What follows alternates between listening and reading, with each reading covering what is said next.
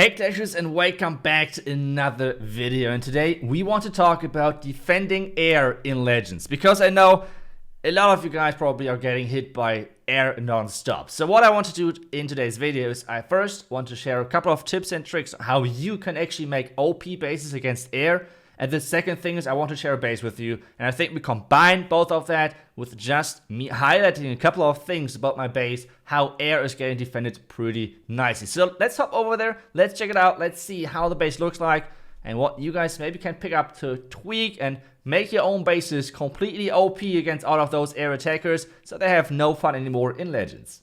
That is the base, and before I'm jumping into explaining everything and so on, I want to highlight, and that's super important, there's a ton of different strategies out there, and you cannot defend all of them with your bases. That's just not possible because, first off, there's always an entry which works. There are a ton of strategies out there which are going to 3-star any base out there if you find the right angle. Air Spam is one of them, Queen Charge Lalo, Sui Lalo, Queen Charge Dragon Riders, P.E.K.K.A. Smash. There are a ton of different strategies out there which can 3-star any base. You just have to find the right angle. So what is your job as a base builder? As a base builder, it's pretty much your job to make sure that the obvious entries are not going to work. So specific on this base, like if you're an air attacker, if you might be an air attacker, which entries would you go for?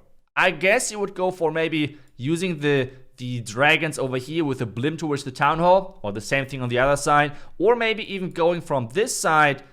If you're really ballsy, you're sending in the blimp from this side, but most likely you're going to send in the blimp from this side, or like straight into the town or something like that.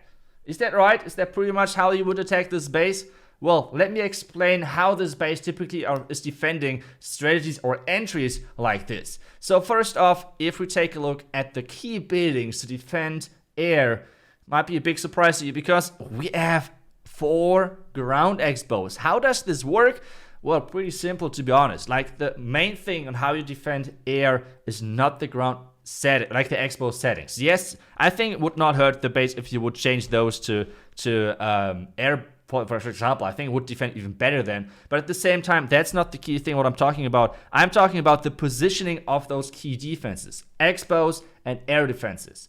The air defenses, for example, should be on the outside of your base. They're supposed to be close to the core where they can cover all of those high HP high HP buildings. So for example, if there is a dragon push from this side, for example, and they're stuck on those storages, both air defenses can start shooting non-stop, which means they're covering the core. And this is the cool thing about this setup. Like, having this 2-2 setup, this means wherever you enter, from this side, wherever, you're always getting 2 out of those defenses. And you always have the other 2 on the back end. There is no option how you can avoid that. Like, it's not possible, pretty much. So we always have those back end air defenses, which make the life of those air troops really miserable.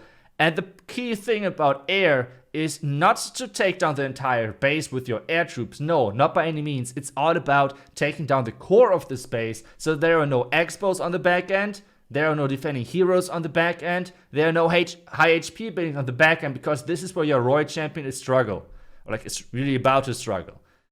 Wait a second, but if we take a look at that base, and if we take a look at the entry from the top side, for example, like from this one, we see we have one back-end expo, we have another back-end expo, we have a back-end scatter, we have a back-end queen. How on earth should this Royal Champion survive this? This is just not possible. So you can see already how this base works. Wherever you're entering from the top side, you have this back-end over here. If you're entering from the bottom side, from either of those 2 entries, we have the back end over here. So it's really tricky to get through all of this for your Royal Champion. And this is how you can, not easily, but with this trick you can defend air way better. So this is something which you always keep in mind when building your own bases. And this is how this base is defending air really, really nicely. For me, it has done an amazing job of defending air. Obviously, there are other strategies out there than around which are doing a great job against this base. But this is always the case. But let's take a look at the traps first, because we want to take a look at that as well.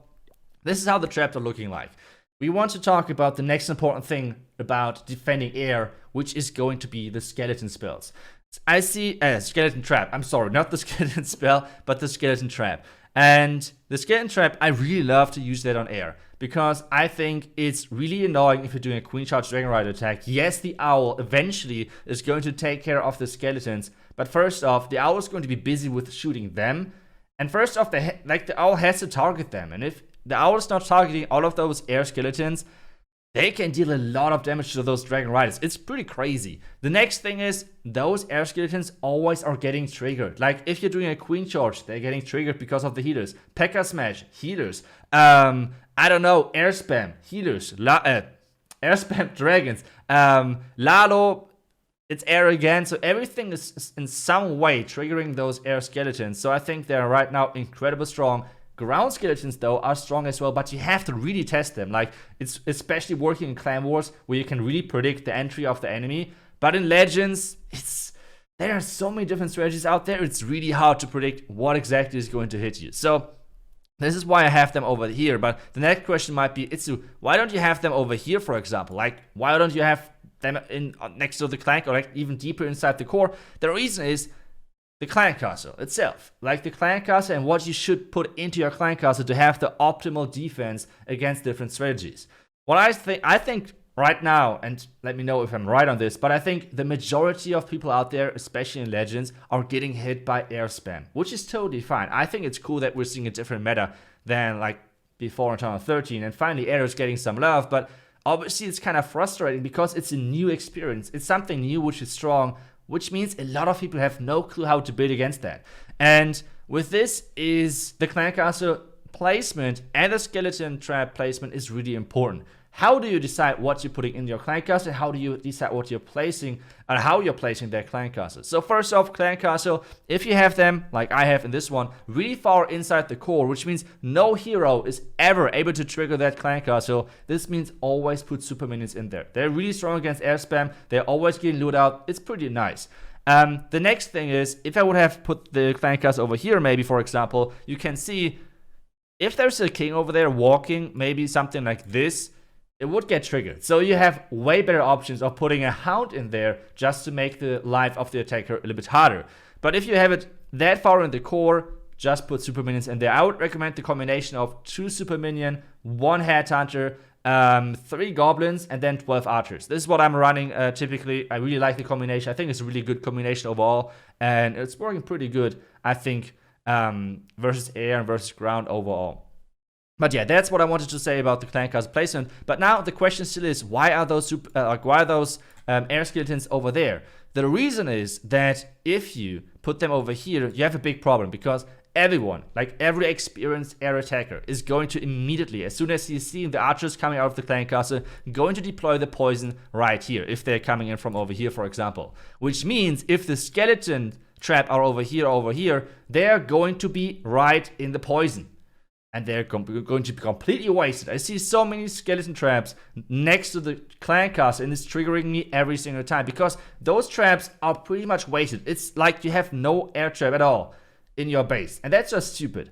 Put them far away from your clan castle, which means the poison will never ever hit them. And especially with putting them, like stacking them a little bit together, the attacker has to decide what are they going to use the poison for. If they're running into this direction, they see, oh my goodness, there are 4 air skeletons popping up, what should I do? And they're dropping the poison. Have fun dealing with my archer and super minion clan castle, because they're going to hit you as hard as those skeletons. And this is exactly how you should kind of like set up this. Obviously in Legends, a lot of things which you learned about base building is just like getting screwed. Like, Legends is an own word for base building, and a lot of things which, for example, in this base, like, why can you reach the Inferno Tower from those compartments? It is just stupid. Yes, of course, it's weaker against queen charges, but to be honest, the majority of attacks on your base typically are spam air, which means like some sort of dragon rider combination, and then maybe some P.E.K.K.A. smash. And either way, those 2 strategies are not really getting any value out of being able to reach the Inferno Tower of that compartment. P.E.K.K.A. smash most likely is pushing through the core. Then we have air spam, which is never abusing the fact that you can reach that Inferno Tower. So a couple of things you just don't care about, because it's Legend League. So you know which strategies typically attack you, and when you try to defend those really heavily, it's not about like you're trying to build in a rounder base like in Clan Wars. So it's a different type of base building. This is something which a lot of people need to understand. So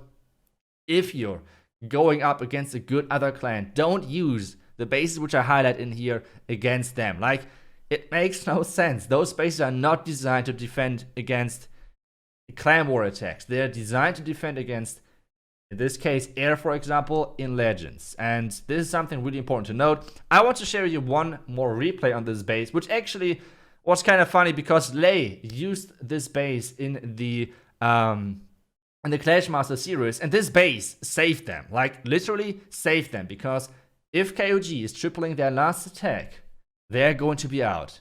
And apparently, Lei used my base. So let's take a look at that and see what happens. There we go. You can see the base. You can see the stats on the right side as well, which means we have a 13-11 percentage lead though for Nishang Dance, which means if KOG is not going to a 3-star, they are out. If they're going to 3-star, they are going to get to the next round. And this attack is the deciding one. He's charging into this base with the Queen George Dragon Rider attack, one of the most powerful attacks right now. And he is coming in with the Log Launcher on this base. Because it's not easy to get towards the Town Hall, he needs the extra tanking, so a jump spell would have not been an option. He's charging into all of this, really nicely getting the funnel down and everything. The Queen is charging the right way. So far, everything is looking perfect. But now let's come to the point, like, why is he doing that? Like, how is that even possible? And the main thing why this George is possible is because of the reachable multi-inferno tower. As I said, those bases are typically not designed to be used in war, because those facts can be easily abused when someone is attacking with actually using his brain. So UZP for sure knows how to use his brain, and that's why he's going for this attack strategy. That's why he is going for this entry, knowing that he can use and reach that knowing that he can reach that multi-inferno tower at the same time. With so many things coming up, with the air skeletons, with all of those storages, his Queen is getting delayed for quite some time.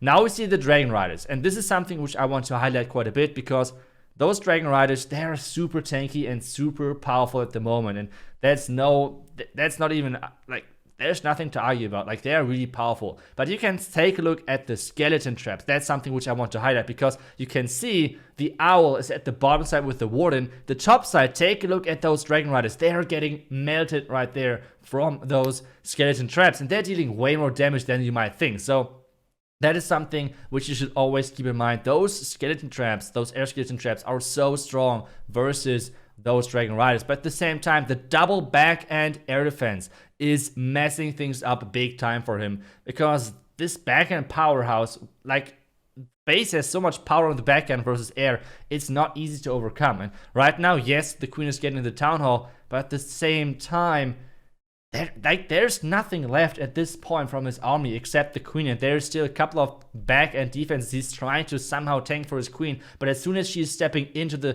Town Hall poison, this attack is over. And yes, I know this is going to be like a 96 or something percent 2-star, but to be honest, I don't care, because that's a defense, that's everything I want. Even a pro match on this level, KOG, arguably one of the best teams out there at the moment, because they're so good with the current meta. So happy for that, happy for Nishang Dance using my base. And if you want to copy it, use it. The link is down below in the description. Thank you so much for watching. I will see you guys back tomorrow. Until then, see ya and bye bye.